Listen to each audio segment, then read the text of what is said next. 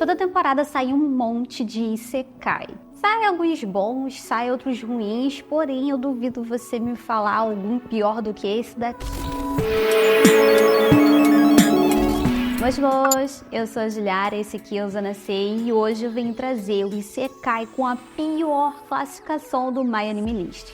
Garzy's Wing. Eu já vou deixar claro aqui que isekai definitivamente não é o meu tema favorito ali no meio dos animes, tá? Apesar de um dos meus animes favoritos ser um isekai, um beijo para Konosuba, mas a minha opinião acerca desse anime aqui não tem nada a ver com ele ser isekai, tá? Com 4.1 no My Anime List, Garzy's Wing ou Bisonwell Monogatari Garzei no Tsubasa é um OVA de 3 episódios com 30 minutos cada um desses episódios que passou ali entre 1996 e 1997. E o estúdio que foi responsável pela animação de Garzy's Wing foi o JC Staff. E a gente conhece aí conta de Zero no Tsukaima, que eu particularmente gosto bastante, e também de Dungeon Nideai, que eu comecei a assistir, porém ainda não finalizei, mas eu estava gostando. Aqui a gente acompanhou o Chris, que é um jovem ali na época de faculdade, ele faz faculdade, e ele, do nada, assim, ele indo pra casa ou pra qualquer outro lugar, ele é summonado no mundo de Bisonwell,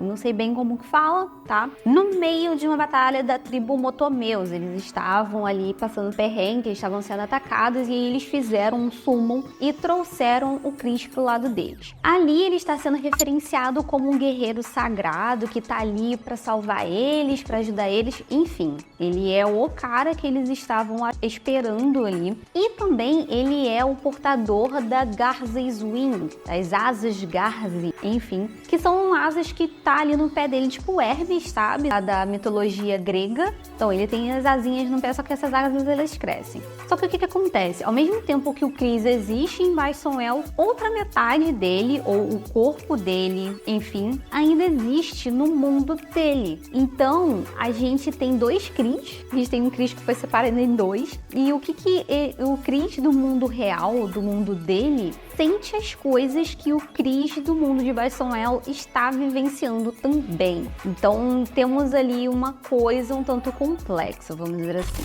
Como eu falei, a gente tem o Chris aí sendo summonado em outro mundo, né? Então aqui, logo no início do primeiro episódio ali, a gente tem ele interagindo com a família dele, a gente vê que ele tem essa conexão aí com essa parte espiritual, porque a família dele cuida de um templo. Lá no Japão é uma coisa muito comum, né? E a gente vê isso com frequência em animes, tipo aí Inuyasha, né? Que a gente tem aí a Kagome aí, que é de uma família que cuida de um templo. Então a gente tem mais ou menos isso. O Chris, ele tem um cordão. Esse cordão, em um determinado momento que ele tá passando em frente ao templo da família dele, ele começa a vibrar e é aí que ele é summonado no mundo de Bisonwell. O lance é o seguinte, ele é jogado no mundo de Bisonwell do mesmo jeito que a gente é jogado junto, sabe? Ele é tido ali como um salvador, tipo o que acontece em Tatenoyusha, que a gente tem o nosso Naofumi sendo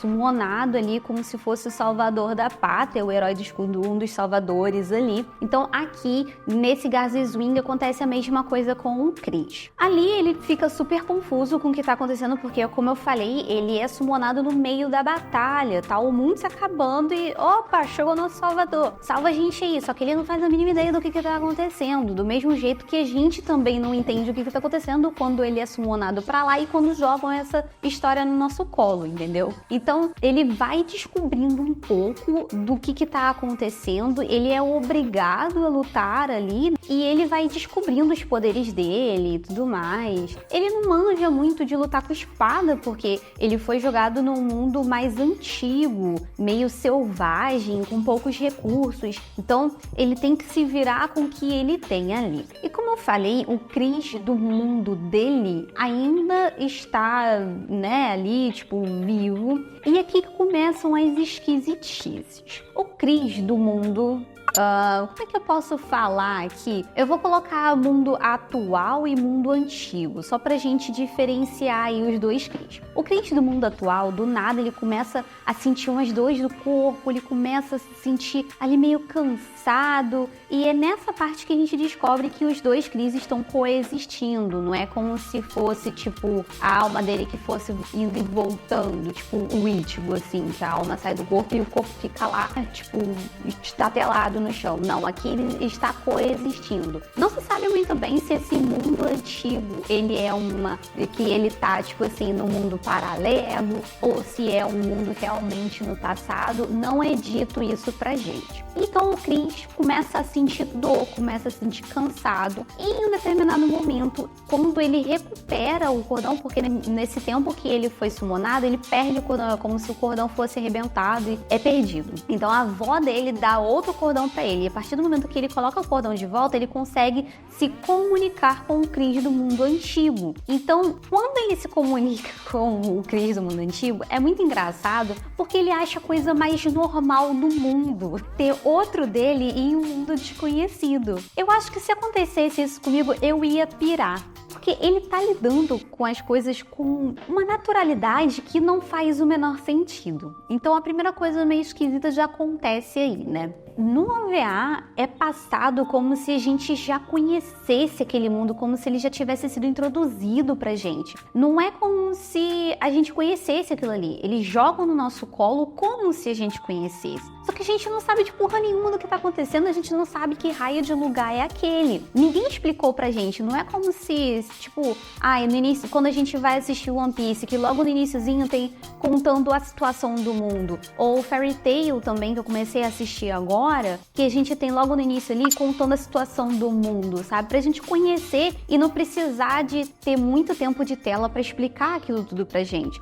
A gente não vê isso aqui. Então, você já começa ficando meio perdido ali. Enfim, essa já é a primeira estranheza, né? Outra coisa é que quando a gente vê o Chris no mundo antigo, ele parece que aceita as coisas de uma maneira muito simples e muito fácil, o que também é esquisito, né? Porque, poxa, ele chegou no mundo que tá tudo acontecendo, ele não sabe, ele não conhece aquelas pessoas. Fora que a gente também tem uma parte que quando ele foi summonado, ele meio que passou por um outro mundo e ele puxou consigo uma fadinha. A primeira coisa que eu pensei naquela fadinha que ele puxou foi o Puck lá de Berserk, porque eu comecei a ler Berserk, não continuei ainda, eu preciso achar um jeito de conseguir ler Berserk de uma maneira que eu me sinta confortável, mas é porque eu não gosto de ler, tipo, em tela de tablet, em tela de computador, de celular, só porque eu não gosto disso. Mas enfim, eu logo lembrei do Puck, sabe? Então me remeteu muito. E realmente é muito parecida essa fadinha que ele puxa ali do nada e fica perseguindo ele, meio que sem ter alguma opção também, porque a fadinha foi meio que tirada do mundo dela. E mostra também que essa tribo dos Motomeus, eles têm uma rixa, eles odeiam a tribo dessas fadinhas. Então, assim, começa a te mostrar certas camadas de história que não te foram apresentadas em momento nenhum e que também não te explica ao decorrer da história, sabe? Você fica muito sem explicação e são muitos nomes, são muitas coisas acontecendo. A todo momento eles vão falando as coisas como se eles tivessem te apresentado aquilo, como se você tivesse bagagem o suficiente para entender do que eles estão falando. De fato, é um isekai ali, um OVA que se leva tão a sério que ele acredita que você conhece tudo aquilo ali que tá se passando, sabe? Inclusive, quando eu fui assistir, eu juro pra você que eu fui atrás de saber se tinha uma prequel daquilo ali, ou se tinha alguma outra história, porque é dito que é uma história de Beestonwell, Garzeyswing, e eu tipo, caraca, uma história de Beestonwell deve ter alguma coisa extra, porém não tem. Você não tem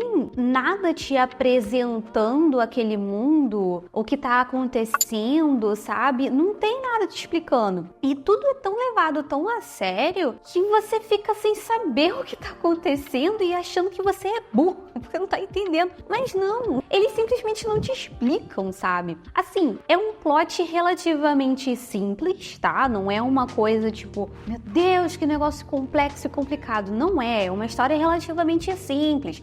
O cara é sumonado pra ajudar uma tribo, e aí a menina tem que descobrir... Outra coisa, que tem uma sacerdotisa lá que tem que descobrir como que desperta o poder da Garzeyswing, e aí é mais uma camada que te coloca ali pra você... Eu sei que eu tô suando meio confusa nesse vídeo, mas é porque essa foi a sensação que eu tive assistindo esse Isekai, porque é muita confusão, é muita coisa acontecendo, é muita informação e não tem tempo pra explicar isso tudo. Uma outra coisa muito interessante ou esquisita, depende do seu ponto de vista, é que o Chris acaba contando pra uns amigos dele o que tá acontecendo, porque as pessoas percebem que ele tá cansado, que ele tá aparecendo com uns vergões no corpo, né, uns machucados, as pessoas veem isso. E aí ele explica pros amigos dele, e os amigos dele simplesmente acatam aquilo ali como se fosse a coisa mais normal do mundo. Eles não olham pra cara dele tipo assim, menino, você tá fumando. Não, ninguém pensa isso. Todo mundo acha que é a coisa mais natural do mundo o seu corpo ser dividido em dois e você ao mesmo tempo vivendo o presente e vivendo o passado. Tipo, qual é o background que eles têm de que isso possa ser uma realidade? Qual o background que eles têm que isso é uma coisa plausível de acontecer? Existe alguma história na família dele de que de fato isso aconteceria? Ele é o descendente de alguém que faça sentido ele ter sido convocado, sabe? São muitas camadas de história. E aí você vai seguindo aquilo ali com umas conversas meio esquisitas da galera da tribo, e aí eles começam voltando lá na fadinha, eles começam a usar a fadinha mesmo não confiando nela. São muitas camadas, pouco tempo de tela para poder passar esse tanto de história, e aí você vai assistindo esse monte de coisa atropelada. E aí chega no terceiro episódio, você tem uma amiga dele, e parece que eles têm ali um certo interesse amoroso, né? Rola uma parada entre os dois, e essa amiga, ela fala pra ele, não, que você pode usar a minha energia, você pode usar... Gente, assim, tem uns negócios ali que, tipo, de onde saiu essa garota? Por que ela tem energia pra doar pra ele? Qual é a relação, sabe? É muita coisa acontecendo que não faz o menor sentido. E não é uma história que era pra ser complexa, sabe? É uma história que daria pra desenvolver muito bem em 3 episódios. Talvez eles queriam enfiar o Brasil inteiro dentro do Maracanã, só que não tava dando muito não, porque ele começou a transbordar, sabe? No total, acaba sendo aí 1h30, né? São 3 episódios de meia hora cada. Eu não tô descontando opening e ending, tá? Mas, de uma certa maneira, ali a gente tem 1h30 de obra em que não explica nada, basicamente. Talvez eu sinto um pouco aqui que eles ficaram um pouco preocupados em mostrar o conflito ali da tribo, que esqueceram de explicar algumas coisas ali pra gente se inteirar do assunto, sabe? Foi difícil assistir, eu confesso. A minha intenção inicial era fazer, tipo, maratona. Mas, assim, não maratona, porque 1h30 é um tempo de um filme, né? Eu ia assistir direto de boa. Só que eu assisti o primeiro episódio e eu fiquei, mano, que é isso? Aí eu parava, eu fazia qualquer outra coisa, tá, vamos lá. Deixa eu assistir o segundo. Aí eu ficava, mano, que isso? Aí eu parava, ia fazer qualquer outra coisa. Aí eu assistia, porque não era uma história que dava pra assistir continuamente, assim, que fazia sentido as coisas, sabe? E tem uma coisa extra em cima desse anime aqui. Quando eu fui atrás dele, parece que as pessoas, elas assistem muito esse anime pelo meme, porque ele tem uma dublagem em inglês. Eu não assisti dublado em inglês, eu assisti legendado, como a maior parte das coisas que eu costumo assistir. Então eu fui atrás legendado. Porém, quando você vai ver as reviews no MyAnimeList, geralmente são reviews em inglês, muitas pessoas acabam recomendando que você assista o dublado, a versão dublada, porque ela é completamente recheada de frases horrorosas, interpretações ridículas, porém acaba virando um grande meme. A gente sabe muito bem o quanto que a dublagem influencia em certas obras, principalmente nós que somos brasileiros, nós sabemos muito bem o tanto de obra que acaba sendo melhorada pela dublagem brasileira. E aparentemente o que acontece com Garzeyswing entra nesse mesmo caso, porque a dublagem é tão ruim, com o anime tão ruim, que acaba acaba sendo divertido. A galera aparentemente se diverte muito assistindo esse combo aí de história ruim com dublagem sem vida, cheia de frases feitas e diálogos absurdos. Não que o legendado não tenha diálogos absurdos, até porque numa frase que eles falam assim, sei lá, de 10 palavras, 11 são coisas de dentro do universo deles que nunca foram explicadas pra gente e que a gente tem que entender baseado nas vozes das nossas cabeças, sabe? Falando acerca da animação, acho que é uma animação competente ali pros anos 90. A JC Staff, ela faz umas animações que são legais, assim, eu não vejo muito problema nas animações. Inclusive, eu acho que a animação de Guerras Swing é a melhor coisa desse anime e ela nem é a coisa mais maravilhosa de todas, sabe? A gente tem algumas cenas meio gore ali por conta de certas batalhas, então temos umas cenas interessantes, mas fora isso, eu não tenho nada muito de aproveitar. E é uma coisa que eu ouvi uma galera falando. Se você quiser assistir esse anime, assista dublado em inglês, caso você goste de assistir com dublagem em inglês e caso você entenda a dublagem em inglês. Mas caso você não assista dublado, quiser assistir legendado, assista com alguns amigos, vai discutindo em cima da história que talvez se torne uma experiência mais interessante na hora de assistir Guerras Swing. Então é isso, eu espero que você tenha gostado desse vídeo, desse review, desse pior Isekai.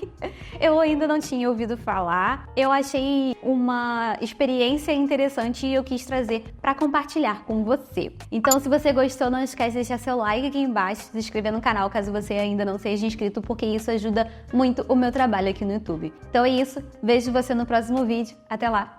Tchau, tchau.